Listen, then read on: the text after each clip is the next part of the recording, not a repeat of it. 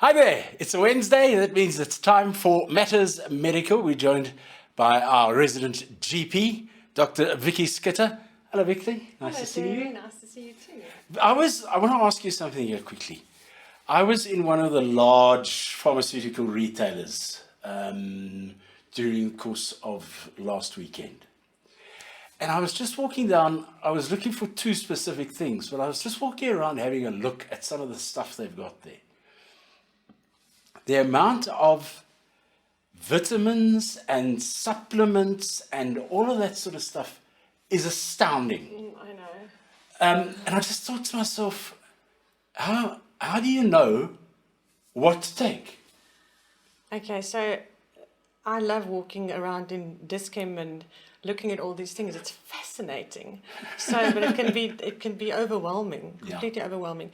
So one should start talking about maybe what vitamins they are. Mm-hmm. Because you got vitamin supplements, minerals, essential, everything, everything's essential. But I mean, you get your basic vitamins, so it's vitamin A, vitamin B, I like saying this, B1, B2, B3, B5, B6, B7, B9, B12.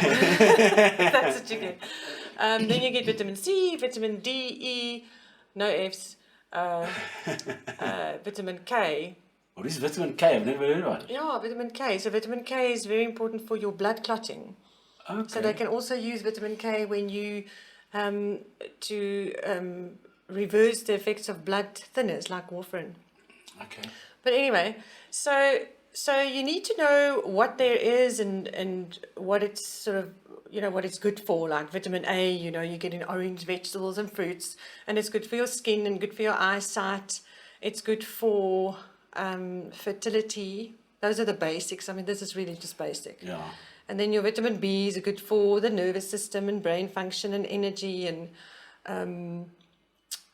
muscle and immunity. They're all very good for immunity. That's important to know. Okay. Then your vitamin C, one of my favorites. Vitamin C is probably one of the safest and most beneficial ones. Very good for immune support and immune boosting. Okay, before you go on there, vitamin C, this may be an old wives' tale, but I remember being told a long time ago that you can actually take too much vitamin C and you're wasting your money. You literally are weeing it out. Yeah. So the thing with vitamin C is you can take too much. Obviously, the daily dose I would suggest something like 500 to 1,000 milligrams per day. But there is a safe upper limit. So the safe upper limit is about 2,000 milligrams per day. And if you take more than that, besides the fact that your body won't absorb it, you can get gastric side effects. So you can get a bit of gastritis or diarrhea. So, you can take too much. But also vitamin C is a water-soluble vitamin. So you get the water-soluble vitamins that is vitamin Bs and Cs, for example. And the way out your body is through urine. Right. So that's why you often get patients saying, "Oh, sorry, doc, don't look at the color of my urine. I've taken my vitamins today." So those are usually vitamin Bs and Cs, and they can make your urine yellow and orange and green. I've seen green. I don't know exactly what. Yeah, green. Not so sure about the green one. Yes. But so the what your body doesn't need, the water solubles will go through the urine. True. So lots of doctors will say, vitamins are nonsense because you're just paying for very expensive urine. Mm-hmm. But it's not really true. Your body will absorb, or it should absorb what it needs. Where would you go for information on how much of what vitamins you need and how much you need to take of them? Would your GP be able to suggest that to you? Your GP can, but you know what? That's why we've got dietitians. Okay. I love dietitians. They're such clever people. They can see you and they can look at your diet and your lifestyle and your likes and your dislikes. So they can help you work out a proper, healthy diet. Mm-hmm. But they also should be able to tell you, what supplements you need. But there are other tests you can do as well. Very interesting DNA tests that you can do. There's companies that test your DNA, and it basically checks maybe you're more prone to inflammation, or maybe your methylation process is not working well. Methylation is like DNA repair, or your detoxification is not working well, or your recovery of muscles or whatever isn't that fast. And through those tests, they give you a very comprehensive report and tell you what lifestyle modifications you need to do, what supplements you need to take. That's really, really helpful. Okay. It can be quite expensive, but it's really helpful. And there are blood tests you can do as well. They're limited, you know, sodium, potassium, magnesium, calcium, iron, vitamin B12. But I think that's where dietitians come in. Okay. So I was under the impression that vitamins and supplements were almost the same thing, but obviously No. from what you're saying, they're not. So you basically get your essential vitamins, then you get your essential minerals.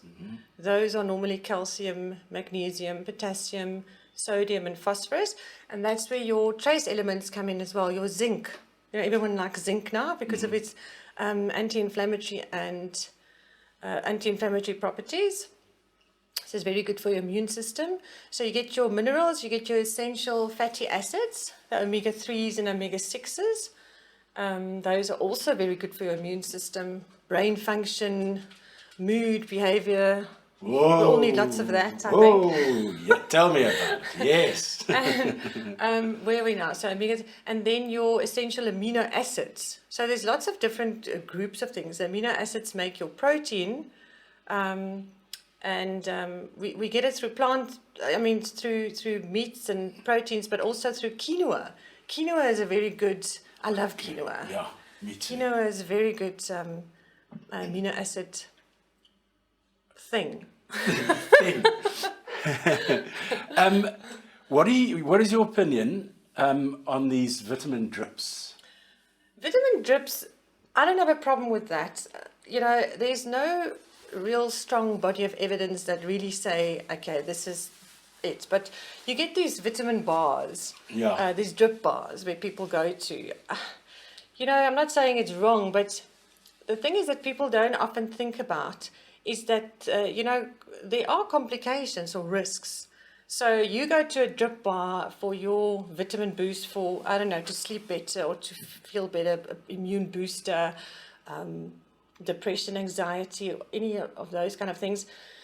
And they can't find your vein. So now they prick you 6 times. I'm not saying they will, but it can happen. Yeah. You can get bruising, you can get infection at the site. You can also get allergic reactions. I mean, there are cases where the people had anaphylactic shock, and that's quite scary. So if you go to a drip bar and there's no real medical supervision or there's no doctor there with emergency equipment, I would think twice. I mean, I give some vitamin drips in my practice, so I'm not saying it's bad, but just check the place out before you just go. You know, things can happen. No, and it doesn't always happen, but it can. You don't want to be that 1 out of 5,000 that gets, you know, fall on your face. Or, I was in hospital a few months back, and they ran a whole lot of tests on me. I tell you, I came out of there, and I looked down at my arms. Yeah, black and blue. I felt like a drug addict. I thought, I can't wear short sleeve shirts. People are going to go, geez, we didn't know he took drugs. It was horrible. I know. It was Imagine, bruised all over imagine the that place. pretty little girl walking around the road with bruised arms all over the show. And it doesn't look so nice. No. So there are things to think about before you just pop into the drip bar. Yeah. Okay. Good advice. What sort of diet would you support?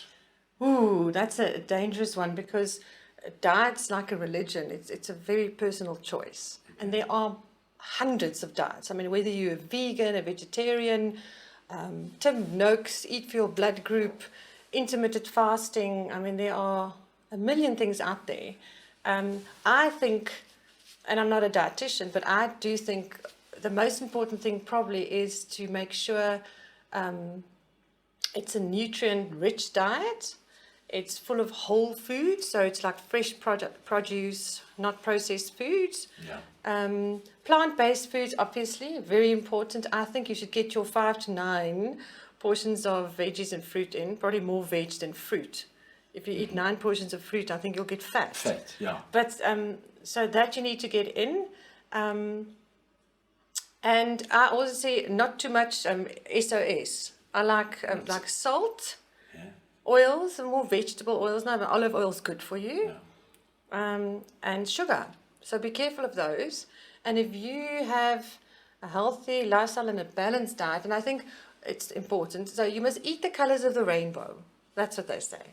Eat the colors of the rainbow. Yeah, so all different kinds of veggies and fruit, but all different colors. It doesn't help you eating green leafy vegetables the whole day long. You need your orange and your yellow and your purple and black and blue. And you see, maybe that's why I'm a bit overweight.